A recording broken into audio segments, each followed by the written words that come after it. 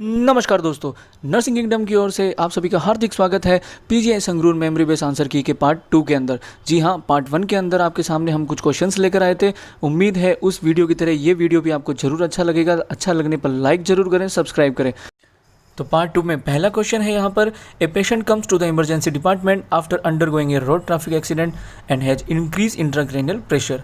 In this situation what kind of condition should be provided to the patient by the nurse. यहाँ पर दो ही option काफ़ी है, keep calm environment and be elevate head end of the bed at 15 to 30 degree. जी हाँ दोस्तों, यहाँ पर एक आरटीए का पेशेंट है और वहाँ पर कंडीशन सभी 8% उसमें इंट्राक्रैनियल प्रेशर वहाँ पर इंक्रीज़ है। तो इस कंडीशन में सबसे बेस्ट नर्सिंग रिस्पॉन्सिबिलिटी क्या रहेगी?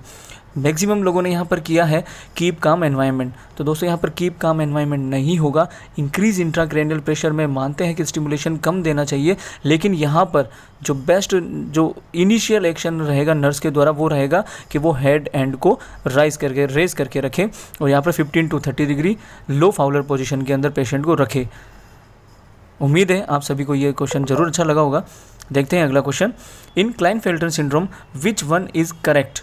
ऑप्शंस थे 45XY, 47XY and 47XXY। Klinefelter syndrome क्या होता है दोस्तों? यहाँ पर एक X एक्स्ट्रा क्रोमोसोम आ जाता है, तो 46 की जगह 47 हो जाता है और क्रोमोसोम्स के अंदर भी XY की जगह XXY हो जाता है। तो सही आंसर होगा हमारा यहाँ पर 47XXY।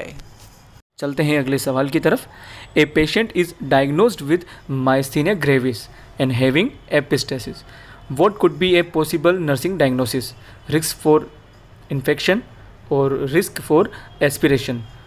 तो जो डायग्नोज कंडीशन है हमारी यहाँ पर माइस्थीनिया ग्रेविस, उसको ध्यान में रखते हुए अभी 8% जो कंप्लेन चल रही है एपिस्टेसिस की, नेजल ब्लीडिंग की, वहाँ पर जो सबसे बेस्ट नर्सिंग डायग्नोसिस होगा वो होगा रिस्क फॉर एस्पिरेशन। देखते हैं हमारा next question.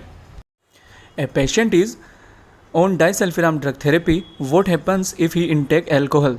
A nausea and hot flush, B abdominal distension. एक पेशेंट है जो कि डाइसल्फिराम ड्रग ले रहा है एल्कोहल को छोड़ने के लिए, अगर वो जाने अनजाने या एक्सीडेंटली अगर एल्कोहल इनटेक कर लेता है तो उस कंडीशन के अंदर डाइसल्फिराम इथेनॉल रिएक्शंस आएगी और जो सबसे पहला sign and symptom, earliest sign and symptom आएगा वो आएगा nausea and hot flush. Direct सीधा टू द पॉइंट क्वेश्चन था, इसलिए ज़्यादा ऑप्शंस यहाँ पर अवेलेबल नहीं कराए गए। दोस्तों अगर आपको पीजीआई संगरूर की फर्स्ट वाली आंसर की अगर देखनी है तो उसका लिंक डिस्क्रिप्शन में जाकर ज़रूर देखें। ऊपर आई बटन में भी मिल सकता है और लास्ट में एंड स्क्रीन में भी मिल सकता है, तो वो क्वेश्चंस भी ज़रूर सॉल्व करें। देखते हैं अगला question, gentamicin works better if the urine pH is dash.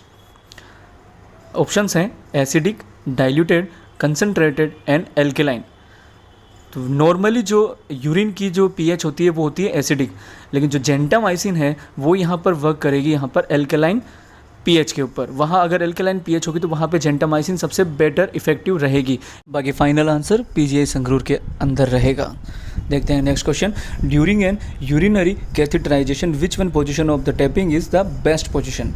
Options are on abdomen, in inner thigh या लेटरल थाई। तो ये काफ़ी रिपीटिव और क्लासिकल क्वेश्चन है दोस्तों। अगर यूरिनरी कैथेटराइजेशन को अगर टैप करना है तो वो कहाँ करेंगे? इनर थाई के अंदर। देखते हैं और नेक्स्ट क्वेश्चन। अगला क्वेश्चन भी यहाँ पर एल्कोहलिज्म के ऊपर है कि the following sentence is true about alcoholism except. तो 3 ऑप्शन हैं यहाँ पर, उनमें से हमें देखना है कौन सा ऑप्शन गलत है। फर्स्ट ऑप्शन है alcoholism is a psychological disorder, B है alcoholism runs in families, option C है alcoholism is a relapsing disease. तो दोस्तों एल्कोहलिज्म एक साइकोलॉजिकल डिसऑर्डर ही है, ये बिल्कुल सही है। तीसरा ऑप्शन है alcoholism is a relapsing disease, तो ये रिलैप्सिंग डिजीज़ है, एक बार छोड़ने के बाद में दोबारा आप इसको ले सकते हैं। एल्कोहलिज्म ही एक तरीके की सब्सटेंस अब्यूज़ डिजीज़ है। जो ऑप्शन बी है alcoholism is runs in families, तो ये फैमिली टू फैमिली रन नहीं करता है, ये इंडिविजुअल डिफरेंसेस यहाँ पर मिलता है। देखते हैं next question, which of these drug does not cross placenta? Options हैं हिपेरिन एंड बी वारफेरिन। तो हिपेरिन यहाँ पर प्रेगनेंसी में ज़्यादा सेफ रहता है क्योंकि वो प्लेसेंटा को क्रॉस नहीं कर सकता है, तो सही आंसर होगा हमारा यहाँ पर हिपेरिन। और वारफेरिन कभी कभी बेबीज़ की ग्रोथ के अंदर भी वो इंटरफेयर कर सकता है। देखते हैं next question, which of these things can be assist during patency of AV fistula. अगर एवी फिस्टुला है तो उसकी अगर पेटेंसी को चेक करना है, उसकी अगर ओपननेस को अगर चेक करना है, तो उसके लिए हम दो तरह की चीज़ें करते हैं। एक तो हम जो ब्रूट साउंड आता है उसको ऑस्कल्टेट करते हैं, और दूसरी चीज़ आती है यहाँ पर थ्रिल को हम यहाँ पर पैल्पेट करके देखते हैं। तो हमारा सही आंसर होगा यहाँ पे थ्रिल। चलते हैं हमारे अगले सवाल की तरफ।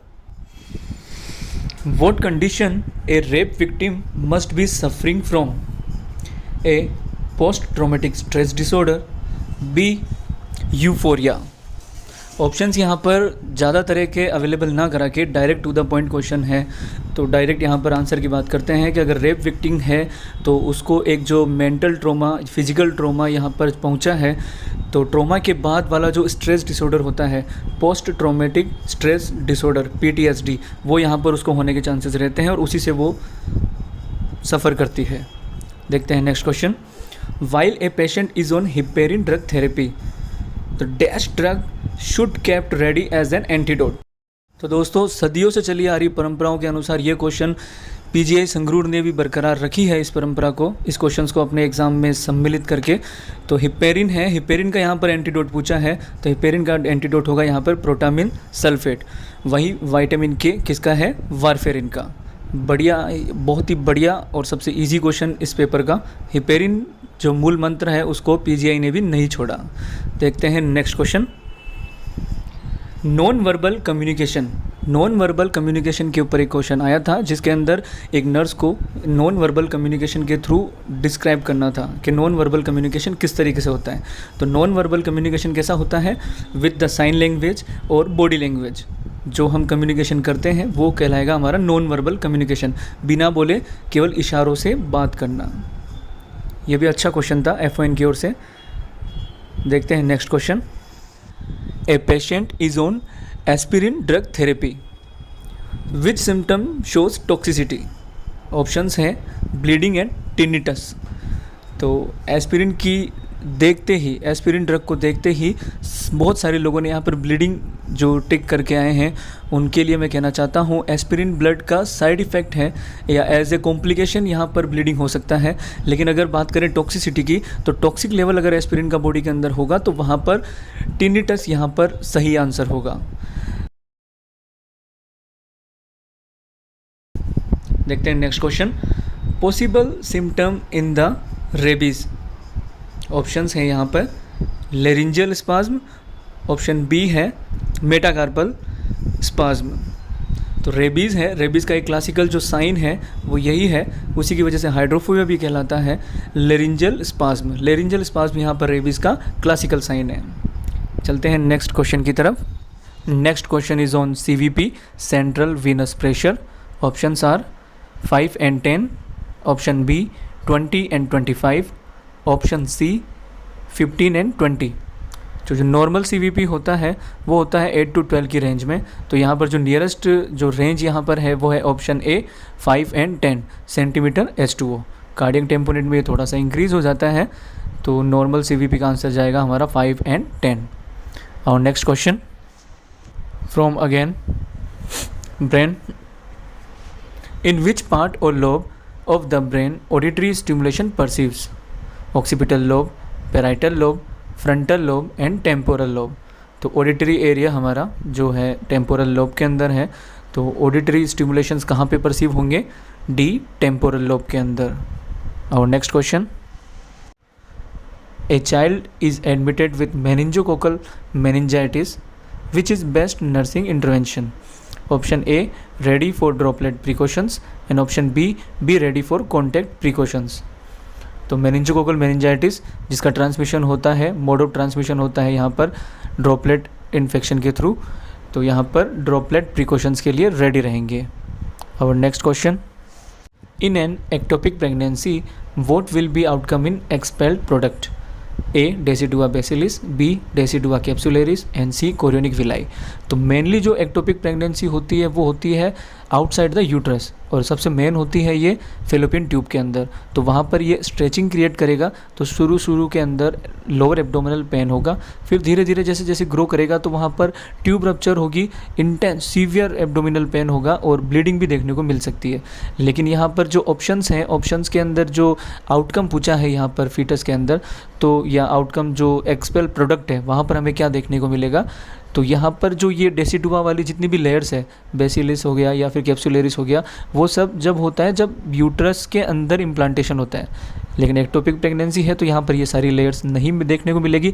तो जो सबसे बेस्ट रेस्पॉन्स है, जो सबसे बेस्ट अच्छा रेस्पॉन्स है वो यहाँ पर है कोरियोनिक विलाई। बाकी देखते हैं पीजीआई संगरूर की ओर से क्या मानते हैं इसको। चलते हैं हमारे नेक्स्ट क्वेश्चन की तरफ। Haemophilia occurs by deficiency of which factor. यहाँ पर 2 फैक्टर ही काफ़ी है ऑप्शंस में, फैक्टर 8 एंड फैक्टर 9। तो मेनली जो हीमोफीलिया होता है वो होता है फैक्टर 8 की डेफिशिएंसी से। और next question, Braxton Hicks contraction are A contraction at labour and B contraction throughout the pregnancy. तो हमें पता है दोस्तों, जो लेबर के टाइम में जो कॉन्ट्रैक्शंस होते हैं उन्हें ब्रैक्सटन हिक्स कॉन्ट्रैक्शन नहीं कहते हैं। ब्रैक्सटन हिक्स कॉन्ट्रैक्शन क्या होते हैं, वो through out the pregnancy feel होते रहते हैं मदर को। जो लेबर के टाइम होंगे वो होंगे ट्रू लेबर वाले कॉन्ट्रैक्शंस, ट्रू लेबर पेन। तो यहाँ पर हमारा सही आंसर होगा contraction throughout the pregnancy, और ये लेबर पेन नहीं क्रिएट करते हैं। और next question, best indication after rapid administration of caesial fluid. A admission RL, B administer NS, C administer 10% dextrose plus insulin. अगर कैसियल अगर fluid अगर है वो अगर बहुत ज़्यादा स्पीड में चला गया है, रैपिडली अगर चला गया है, तो वहाँ का सीधा रामबाण जो इलाज होता है उसका वो होता है 10% डेक्सट्रोज के अंदर insulin as per body weight हम देते हैं यहाँ पे। तो RL और NS यहाँ पर नहीं देंगे और 10% डेक्सट्रोज के साथ में इंसुलिन उसमें एडमिनिस्टर करेंगे। और next question, Contra indication for RL का कॉन्ट्रा इंडिकेशन क्या है।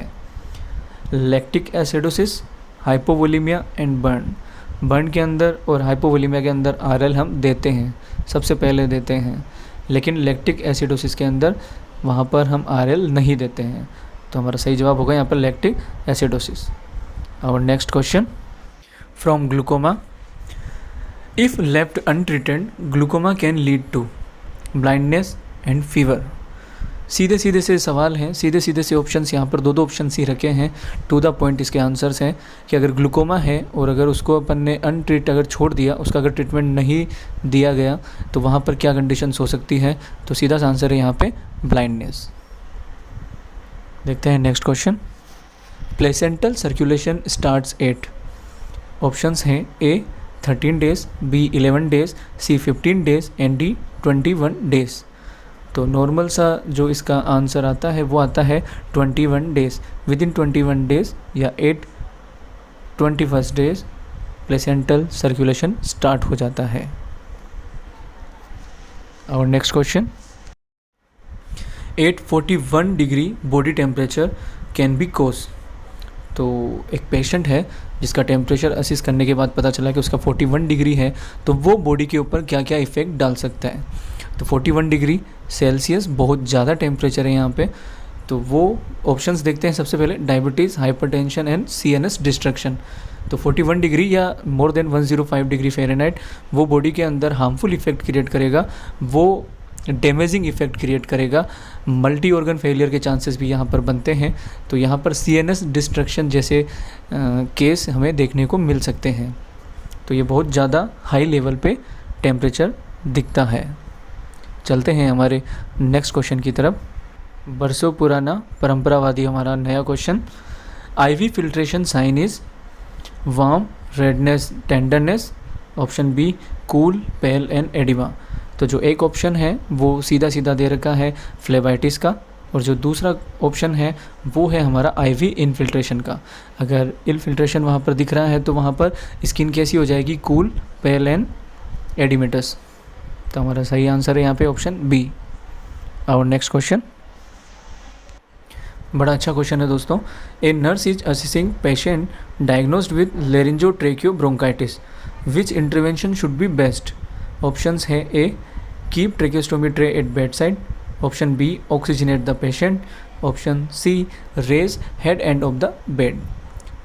तो लेरिंजोट्रेकियो ब्रोंकाइटिस का पेशेंट है, वहाँ पर एज ए कॉम्प्लिकेशंस वहाँ पर रेस्पिरेटरी डिस्ट्रेस देखने को मिल सकता है, स्पास्म देखने को मिल सकता है। तो वहाँ पर as a precautions tracheostomy set वहाँ पर बेड साइड तैयार रखेंगे, जब भी ज़रूरत लगे वहाँ एज पर कंडीशन यहाँ पर डॉक्टर ये सेट यूज़ में ले सकते हैं। Our next question from the skeletal and the movement anatomy. What happen when a patient move thumb to his little finger in same hand? एक ही हाथ के अंदर जब थंब को, जो हमारी सबसे लिटिल फिंगर है, उसकी तरफ लेके जाएंगे तो वो वाली मूवमेंट कौन सी मूवमेंट कहलाएगी? ऑप्शंस देखिए, मज़ेदार ऑप्शंस हैं। A flexion, B adduction, C abduction and D opposition. तो यहाँ पर सही जवाब क्या होगा, मैं सभी से उम्मीद करूँगा आप लोग इसका कमेंट्स में ज़रूर आंसर देंगे। मुझे पता है आप लोगों के आंसर आएंगे यहाँ पे। चलते हैं हमारे नेक्स्ट इजी क्वेश्चन की तरफ, लेकिन उसके पहले एक इम्पोर्टेंट अनाउंसमेंट। पीजीआई संगरूर की एक्सपेक्टेड कट ऑफ कितनी हो सकती है, आप लोग अपने अपने हिसाब से कमेंट्स में मुझे यहाँ पर ज़रूर बताइए। बाकी मैं आपको अगले वीडियो के अंदर पीजीआई संगरूर की एक्सपेक्टेड कट ऑफ ज़रूर बताऊँगा, उसे ज़रूर देखें। चलिए देखते हैं next question. Chemotherapeutic agent cisplatin is running to a patient. What will be priority nursing diagnosis? A. Altered nutritional status. B. Risk for infection. तो सिस्प्लेटिन की वजह से यहाँ पर इम्यूनोसप्रेशन क्रिएट होगा बॉडी के अंदर, तो हमारा जो बेस्ट पॉसिबल नर्सिंग डायग्नोसिस होगा वो होगा रिस्क फॉर इन्फेक्शन। तो दोस्तों ये थे आज बार के पार्ट के अंदर पीजीआई संगरूर के क्वेश्चंस। उम्मीद है आप लोगों ने फर्स्ट पार्ट भी यहाँ पर देखा होगा, वो भी आपको अच्छा लगा होगा। नहीं देखा होगा तो डिस्क्रिप्शन के थ्रू या एंड स्क्रीन के अंदर यहाँ पर जो लिंक आएगा उसके थ्रू आप वो आंसर की भी ज़रूर देखें। अगर आप नए हैं इस चैनल पे, आगे वाले जो कट ऑफ वाला वीडियो है या आगे वाले नए नए अपडेट्स और वीडियो के लिए प्लीज़ चैनल को सब्सक्राइब कर लीजिए। और अगर आपको ये वीडियो अच्छा लगा हो, दिल से अच्छा लगा हो, तो इसे लाइक ज़रूर कीजिए और कमेंट में हमें अपने जवाब ज़रूर दीजिए। Thank you so much. जय हिंद, जय भारत।